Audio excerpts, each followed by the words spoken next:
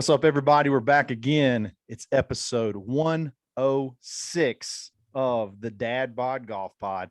It's Friendship Friday. We're super fired up. We're proud members of the Believe Podcast Network, the number one podcast network for professionals. It's Kyle, except Ben, for us, Kyle, Ben, Nate, and our friend for the day and hopefully forever afterwards. Former Clemson star, NFL linebacker, Tony Steward. We've been begging you to come on. You finally did it. We're fired up. We have some mutual friends and we are ready to have some fun. What's up, Tony? Hey, how's it going, man? Thank you guys for having me. Yeah, hey, dude. Tony must really want to be here because we stood him up the other night and he's back. He did. That's he right. did. Yeah, We accidentally stood Tony up. We totally screwed that up. hold on. We are putting all that on Kyle. That is not on us. He didn't text us until after we got done recording, and he was like, crap, we didn't call Tony. We screwed that up. I was like, no, you didn't call Tony. Totally screwed that up. He's back. Hey, it happens, but we're ready to have some fun. So, Tony, you like to gamble any online? Not much online, actually. Nah, I got you. Well, we are sponsored. The show's presented When you do, you got to check out Betonline.ag. They got this new updated mobile and desktop website. Okay. You go to it, you can get a 50% sign-on bonus. So when you deposit $100, they'll give you 50 back for free to play with. Just use coupon code BLEAV50, BLEAV 50 on your first deposit. They'll hook you up. They got everything. Live betting, any sport you can think of, they got it. They even got casino games. BetOnline is the fastest and easiest way to bet all your favorite sports, and it's also where the game starts. So, Tony, let's get it going. I want to talk like football's obviously been a big part of your life. So, there's no bones about it. We're all from Auburn, Alabama. So, I'm a huge recruiting guy. Okay. Yeah. I love to follow recruiting. And you broke my heart. I'm not going to lie. I followed you and you went to Clemson. Tell us your story. The whole Clemson thing, building that program up to what it is today. And just walk us through that whole aspect of it. Well, I will say this, you broke my heart a lot from a bunch of people. Yeah. That just means you're good, Tony. Yeah. Oh man, it's pretty wild. But I mean, actually, it's a strange recruiting story, I guess. Because I grew up a huge Florida State fan. I mean, I'm sure everybody knows that now. But somehow, Where did you grow up, Tony? Just for some context. Here in St. Augustine, Hastings, Florida area. Okay. So that's where I know TK from high school. Met him. I actually met his brother, and through his older brother, I met him in Austin. So we all kind of became friends and just kind of kept close. Awesome. But I mean, just in all honesty, my goal growing up when I first started playing football, it wasn't because I wanted to be it wasn't because I wanted to go to the NFL. And it's it's funny because I started playing football so I could hang around my family, my cousins, my friends, and so I wouldn't be left out. So I'm pretty sure at the time I was the youngest to be playing. So I always played up because I wanted to play with my people. Right. We played freaking when we were kids. We played football out in the yard freaking almost every day from sun up to sundown when we could. Right. And so, it was something about always being together, always playing together.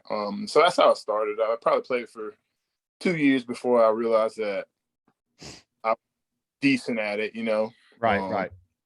And so after that, it kind of sparked in my mind. I was like, oh man, this could be a way to go to college, be the first in my college or the first in my family to go to college and graduate. And so that's kind of where my motivation came from. It was to play football, get good enough to get a full ride scholarship and graduate. Nice. So what's it like in high school? So to be, this is about the time. I mean, recruiting services had started kind of beefing up, and now they're just huge right now. So you were pretty much a consensus at the time, consensus 5-star. That's like being a celebrity early, at 18. Everybody knows who you are, not only just fans from all over the place. Social media started picking up. So I'm sure you're getting, all kind of, maybe requests or messages and stuff on that. What's that like? Just that like aura of celebrity of being like a 5-star in high school. Yeah. So it was pretty funny because I remember the first time I had even heard about stars. I mean, I never really followed recruiting much myself. I guess kind of growing up through high school, I didn't follow it much. Like you said, it was kind of really starting to, I guess the recruiting companies were really starting to blow up a little bit then. But the first time I'd ever heard about, star ratings was actually from one of my friends, one of my classmates. And, they were saying that like I was, I don't know, I guess like a 4-star at the time or whatever it was. I'm not exactly sure. And I was like, oh man, like what does that mean? Blah, blah, blah. And they're like, oh, it just means you're like one of the best players in the country. And I was like, oh man, that's freaking crazy. That's awesome. Oh, cool. Nice. Like, whoa. And so it was pretty bizarre. So after that, I kind of looked into it a little bit, and I saw, what was going on, different players, different schools, the way things were kind of starting to unravel a little bit. And so it was obviously very unfamiliar. It was weird. It was new. But it was also like super exciting, man. You kind of get the butterflies a little bit thinking about it. Yeah, absolutely. So you go through your recruiting process and you end up signing with Clemson. And at the time, I think Dabo was hired in like 2009. So you were like his second recruiting class. Yeah. Yeah. Wow. And he not really, hasn't really got to the, the elevated status that it is now. And then they kind of start building and building. And then it was it the first national title was when? 2016. So y'all are like basically like that built that foundation class that kind of got it to where it started to bring Clemson into the into the national spotlight. You got any like cool Dabo stories or any what's your best Clemson story while you're there? And then we'll talk a little bit about story. Oh man. I don't know. It's tough. One story that not many people know. So when I was a senior in high school and I was being recruited by Clemson, Jeff Scott actually recruited me. Yep. And so he asked me once. He was like, "All right, man, what do I need to do to get you to come to Clemson?" And I said, "You know what? Before I leave, I would like to return a kick because at the time I was in high school. I was an athlete. So I played a bunch of positions. So I had a couple kick returns, couple punt returns for touchdowns in high school. And so I was like, That's hype. That's big time. Let me return. I was like, just let me return a freaking kick. And he laughed and he's like, we'll see about that. It never happened. It never happened. Jeff Scott, he's not even against a no-name team. Yeah, I know exactly. I was like, come on, man. Give the man the ball. Give him the ball. I love it. I love it. Dabo, go ahead.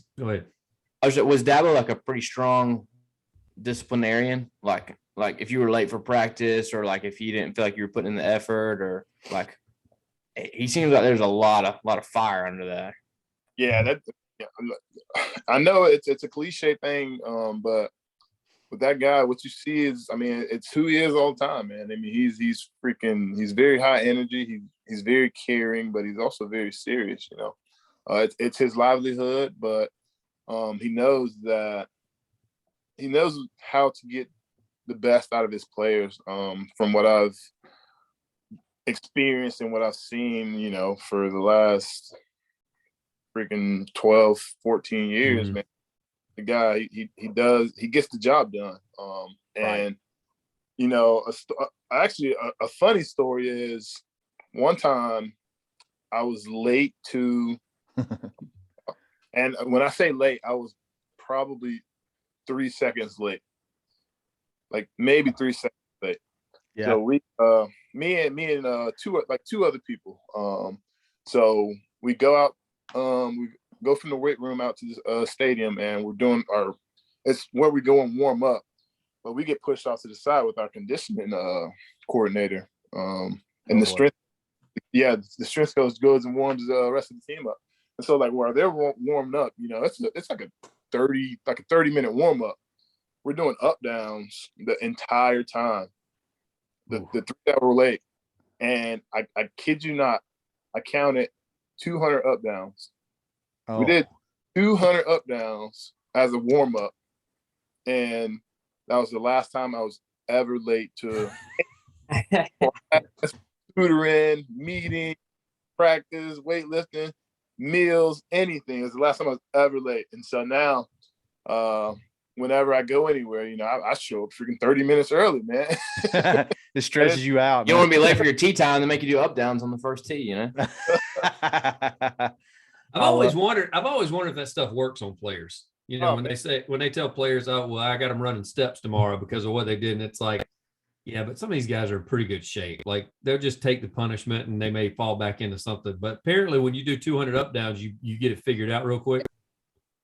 It's unbelievable. You know, I freaking, I mean, I could have run stadiums all day. I could have did gases all day. You know, the majority of the team could. You know, we were in pretty good shape.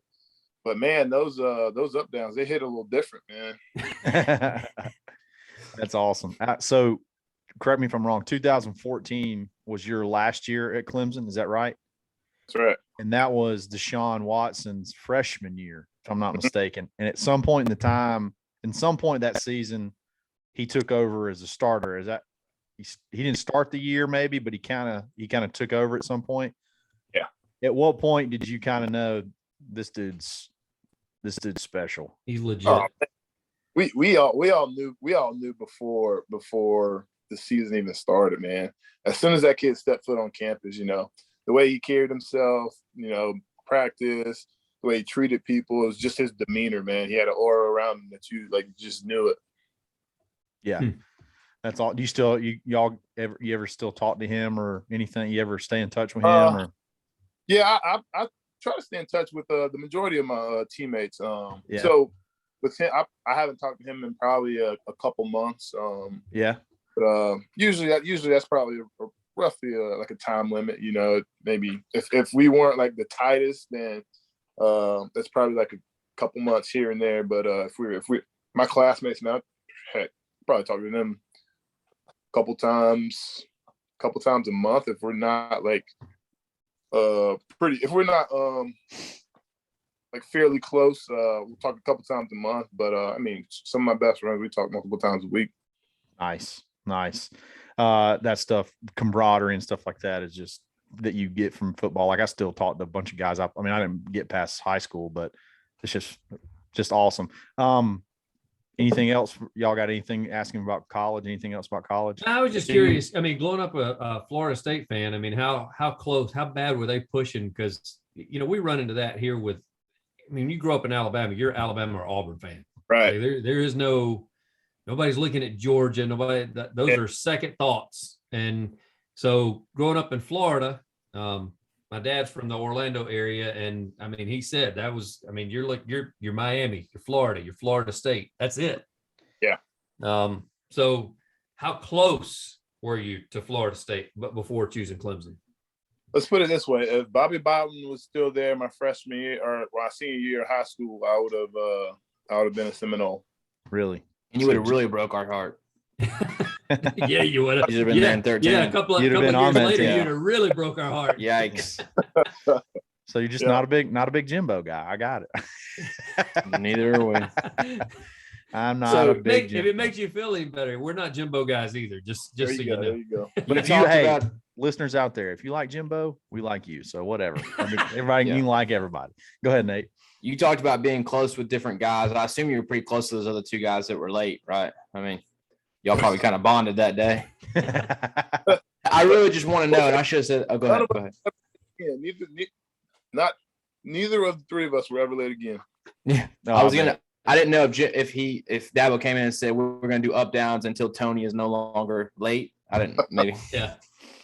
Oh, remember the Titans quote, Kyle. Yeah, right. I got you. Okay. I got you. I didn't know if I nailed it well enough to. You didn't.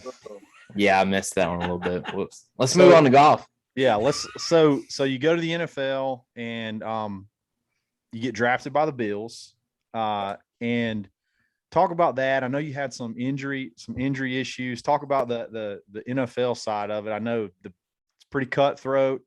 How that whole situation. And then I want to know, you always see like the quarterbacks or like, the pretty boys playing golf. Like you don't typically see the big, beat your face in linebackers, playing golf. Like, how did you get into golf? How did you get into golf from being, playing college football, playing in the NFL?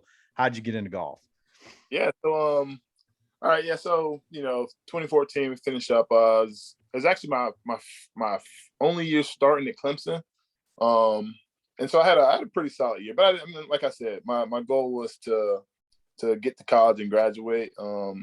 Because it was my only year starting at Clemson, due to a few injuries here and there, and like other circumstances, I didn't have any expectations of getting drafted. I was gonna pursue it, I was gonna give it a shot. I assumed that I would at least get a free agent offer, and so I met an agent. We bonded. We're really close. We're still pretty close today. And I trained, for my 8 weeks or whatnot. I didn't get an invite to the combine, which was fine. Went to pro day, had a pretty freaking solid pro day. And then draft weekend comes around. And so I'm with my fiance at the time, and, we're just kind of out exploring a little bit. It just got like a promotion at work or whatnot. And so, we're just kind of out, just enjoying the weather and everything. Day 3 rolls around, and we're down in Columbia, going to meet with my agent. We went and had lunch with them, and then we just kind of exploring because the only time I was ever in Columbia was for football. Unfortunately, I never won in Columbia, but I had a last good outing against them, or a good last outing. So, but yeah. We're out exploring a little bit. I was like, you know what? Why don't we just go and do a little car shopping? Just because I hear you, Bubba. I hear you. I went throughout college without having a car, man. I rode my bicycle everywhere. Wow. And so so I was like, I'm not gonna be on campus anymore, so I'm gonna have to have a beat. So we're out car shopping, and then decided to stop by my agent's office. We go to his office. We get upstairs, and we're talking. We're getting ready to head out because he had a few places that he wanted to go or show me for car dealerships. And as we're getting ready to head out, I get a call or whatnot, and it's actually one of my teammates. It was Seth Ryan at the time, Rex's son. And so I'm like, dang, it's like, I didn't put anything together. I'm just like, dang, that's random, man. I hadn't really talked to Seth on the phone in, I don't know, probably like a month. And he's talking to me, blah blah blah. He was like, man, what do you think about Buffalo? I was like, man, the only thing I really know about Buffalo is that it snows a lot. Yeah. That's what all of us down the south. You hadn't put 2 and 2 together at all. Like you're wondering what he's talking about. Like why he randomly asking you. No idea. He was like, man, well, like, do you want to like come up for a visit? And I was like, heck yeah, man. I'd love to explore it, man. I don't love snow, but I don't hate it either. Yeah. He's still talking about snow. And he's like, all right, well, I'm gonna hand the phone over to my dad. And then, like, as he does that, my name flashes across the screen or whatnot, and my like just freaking loses it. And my agent just sitting there like just laughing and stuff. And then I'm on the phone with Rex and we're talking and he's saying, man, I was like, all right, man, you ready to become a Buffalo Bill? And I'm like, shit. Let's I'm go. Like, oh, this really happening, man. I was just like, holy shit, how did I not put that together? That's awesome. And that would make Nate so mad because he'd be in the middle of doing a car deal with you, and then all of a sudden you got drafted, and that deal would just leave the lot, man. Listen, Tony, if you had come to Auburn, you would have had a car. You know, you wouldn't be in that position. So all the 5 stars get cars at Auburn. So was Buffalo actually as cold as you thought it was going to be? No, man. I kid you not, is one of my favorite, probably top 3-4 places that I've ever lived, man. Really? I don't think anybody's ever said that in the history. You live in St. Augustine, Florida. People, it's, you know, there's stuff to do even when you can't be outside. You know, it's a cool freaking culture up there, man. I kid you not. Well, I mean, and maybe it's just the fact that it's so different than what I was used to. Yeah, yeah. But it was cool. One of my more favorite experiences for sure. So I doubt you got into. Surely you didn't get into golf in Buffalo. Where did this golf obsession of yours come into play? And let's switch gears and let's talk about what we came here to talk about. We like to bang the ball around. Let's hear how you got into golf, and then we got a bunch of golf questions for you. So yeah, all right. So actually, I played my first 9 holes of golf after I graduated college. We went up to Delaware, is where my fiance's parents were living at the time, and they were members at a club up in Pennsylvania, and I think it was just after like New Year. Her dad plays a ton, right? And so like, brought us out, and you know, I borrowed his clubs and hit him around a little bit. I think I made like 1 par. I think I shot like a 56 or something like that, which apparently is really good for it being your first time. Yeah, not bad. That's very good. Ben did that last week. Yeah. And so like I did that, and I was like, oh man, this is cool. I can see myself like doing this. I wasn't hooked then. And so I get drafted to Buffalo. I moved there, and it wasn't until after that season that I really kind of got hooked. And it's about to turn a little bit sad because I didn't really start playing until after my fiance passed away. So she got ovarian cancer, like midway through the season, or like the last quarter of the season or whatnot. So she moved over to Delaware, where we could get a little bit better health care and stuff. And I think I think it was like a week later, I actually got put on IR for my first back injury. Right. So I'm still in Buffalo. She's in Delaware dealing with that. I'm in Buffalo dealing with IR and everything. After the season ends, then I move over to Delaware, and we're kind of going through that together. Right. When she passed away first week in February, it was before the weather got really crazy or really nasty there, and the only thing that we could do at the time is I kind of worked at a community like recreation center there. And so I worked out every single day, and I rode bikes because her dad was a cyclist. And then we started golfing, and it was one of the few things that could take our mind off of like what had happened. Right, and right.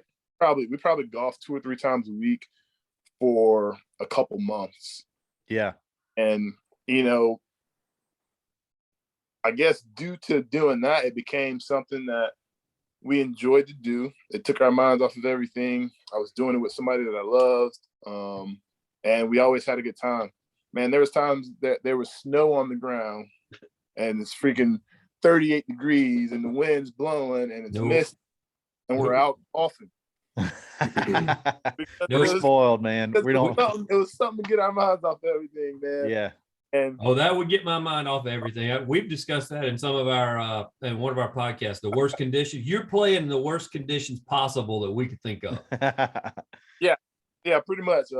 And so, like, there was a time where I would have played in anything, and now back to a fair weather golfer, I guess. Yes.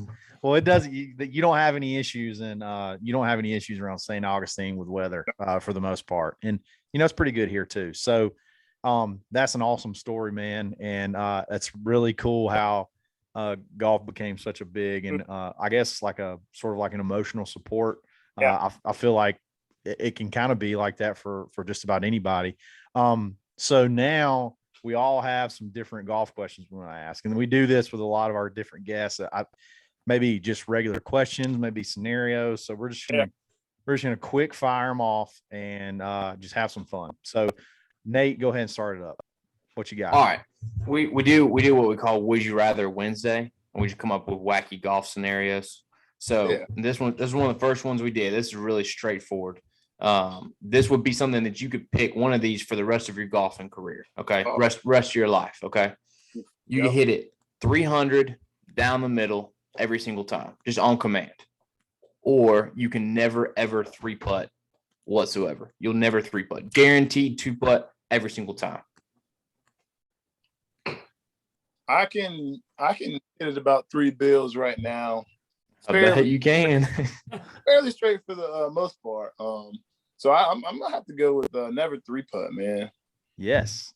Okay. It's been for me lately. I haven't 3-putted in a while, but they still show up randomly, man. They'll sneak up on you. Yeah. They'll sneak up on you. Guys, that's awesome. Ben, what you got? I want to ask him the one that we did just recently, the last week thing where and Nate, you got to correct me on this if I get it wrong, but you gotta pick a shot. This is a money scenario. You got to pick a shot from your bag. You got to hit a club. Whatever yardage you hit it, you get that as like $100,000. So if you hit it 220, you get $220,000.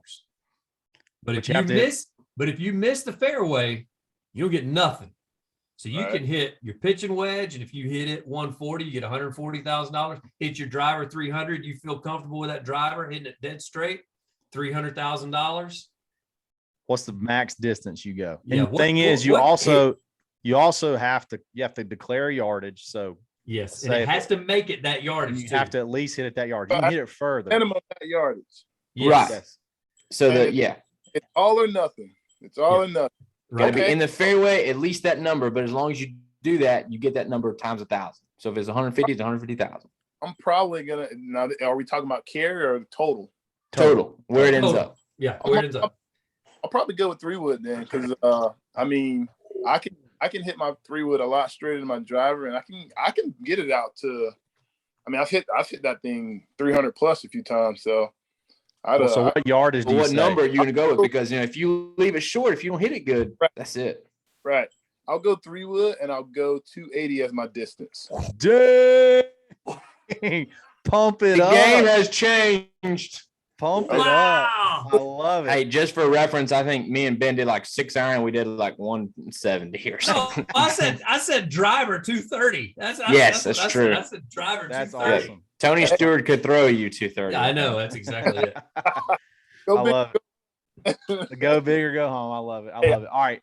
I'm so glad you picked that, because I went first on that scenario, and I said driver 230. I said I got to get it to 230, and because I hit it fairly straight. Both of them were like, "That's so dumb. You're so dumb," and right. Exactly. You got nothing to lose. Yeah. I walked up with zero money in my pocket, so why not go big or go home? I'm like you. I got you. All right, good deal. All right, here's my question. So you've been playing golf now for about 8 years, 8 years, give or take.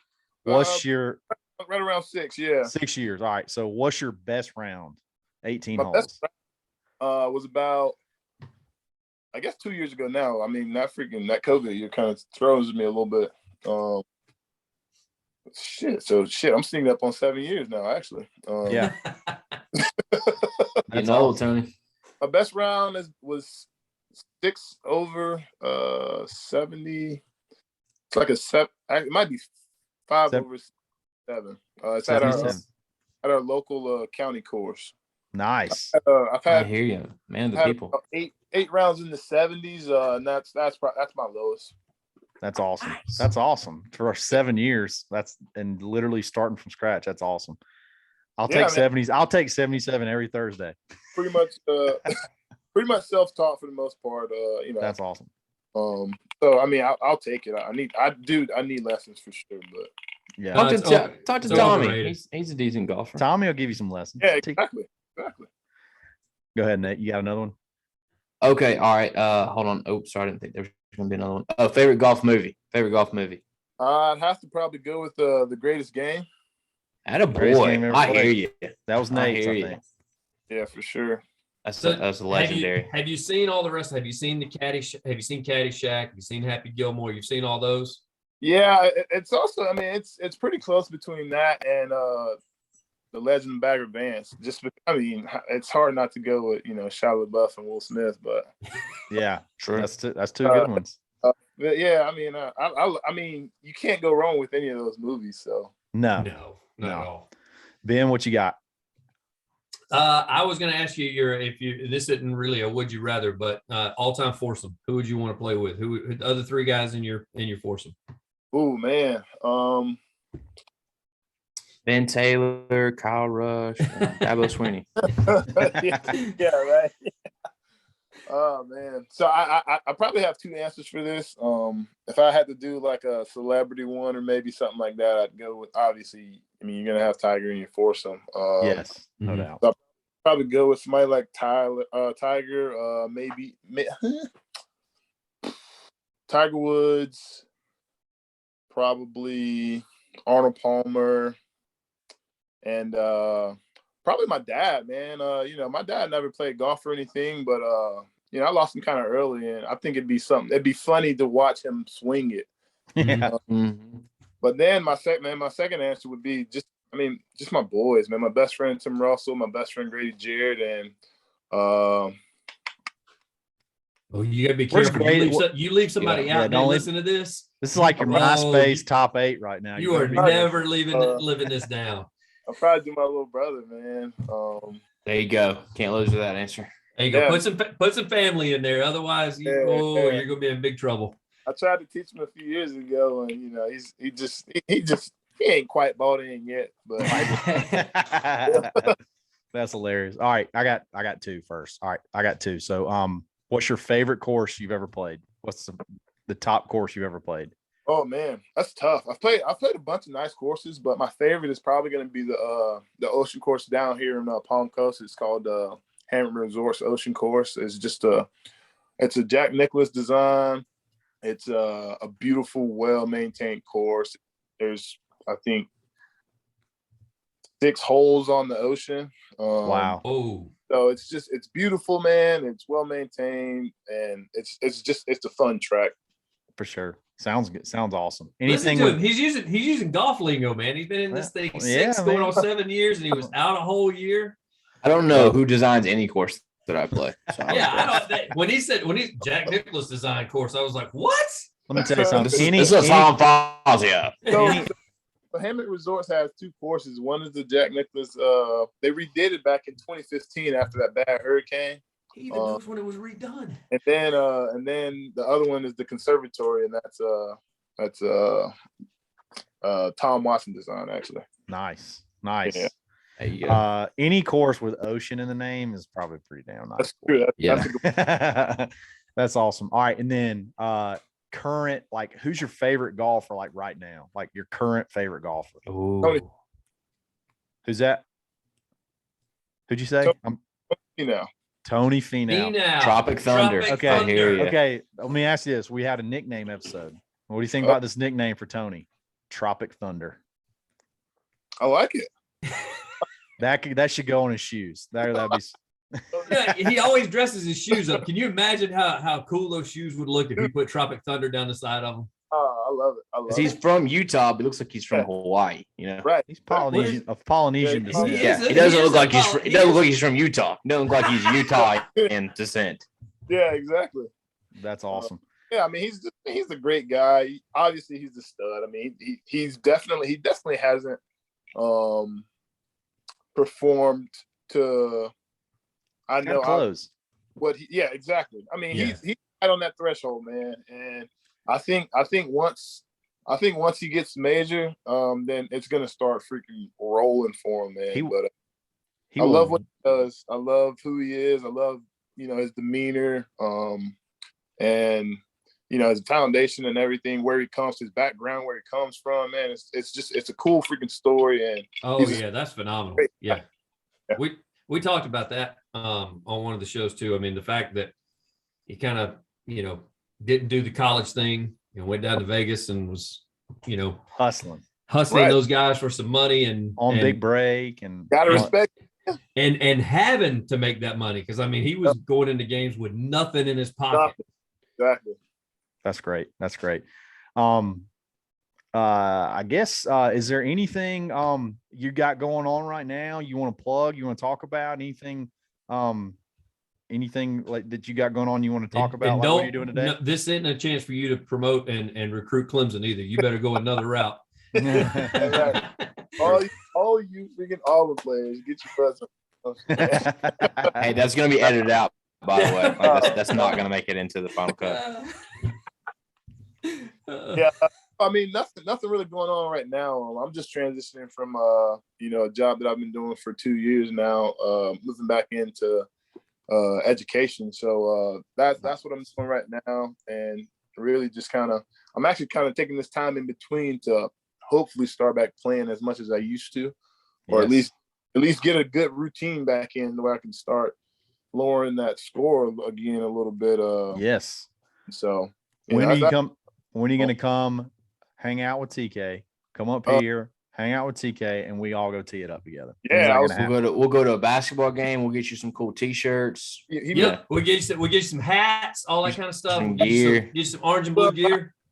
Tom hooked me up with an AU club visor. So, next time I come out, maybe I'll grab a logo shirt or, a regular hat. But, I was talking to Tom and I'm trying to come up sometime not too far after the new year. I mean, it might not be golf weather, but that's all right.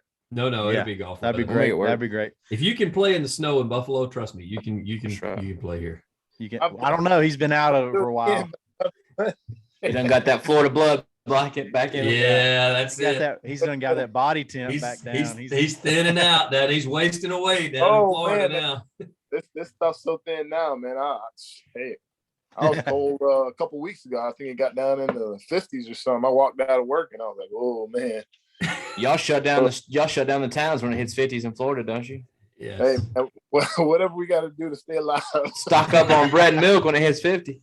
That's great. That's great, wow. Dude. Thank you so much for this. I hope this is the beginning of a beautiful friendship, Tony.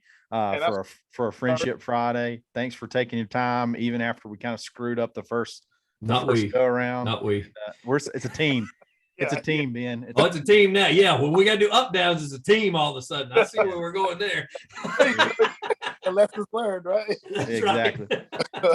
But appreciate everybody listening. Y'all have a great weekend. Play some golf, have some fun, see your family, and we'll catch you back next Monday because we're the only dudes doing this Monday through Friday. 5 days a week. 5 days a week. Have a great weekend. Dadbod Golf Pod. Always stroking.